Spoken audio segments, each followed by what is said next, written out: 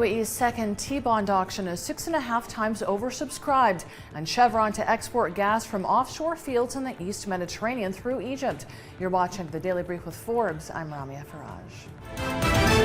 The UAE's second auction of its $2.45 billion Treasury Bond program received bids totaling $2.64 billion. The offering was oversubscribed 6.5 times, with a final allocation of $204.2 million for each of the 2-year and the 3-year tranches, amounting to $408.4 million issued in the second auction. The auction success was achieved by a spread of 27 basis points over US Treasuries for 2 years and 25 basis points over US Treasuries for 3 years, creating attractive market-driven prices. The UAE will reportedly construct a new $4 billion Red Sea port in Sudan as part of a $6 billion investment deal. It's a joint venture between Dal Group and ADQ-managed Abu Dhabi ports. The UAE's package comprises a free trade zone, a huge agricultural project, and a $300 million deposit to Sudan's central bank. It would contain a free trade and industrial zone modeled after Dubai's Jebel Ali, as well as a modest international airport.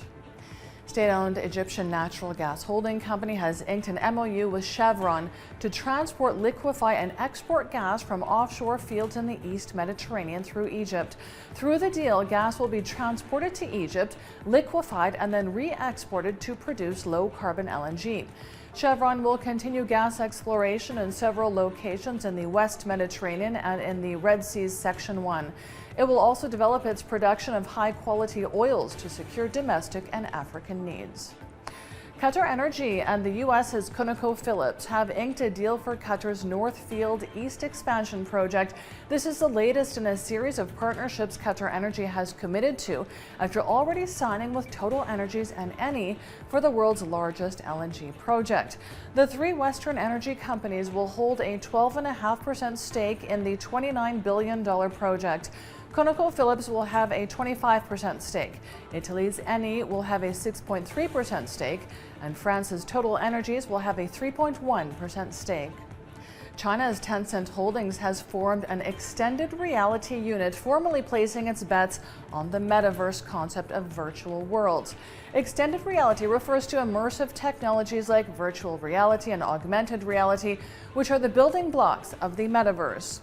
The new Tencent unit is tasked with building up the extended reality business for Tencent, including both software and hardware.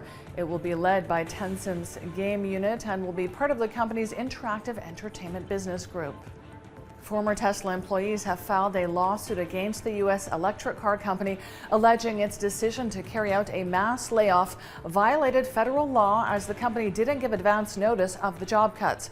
According to the suit, more than 500 employees were terminated at Tesla's Gigafactory plant in Nevada in June.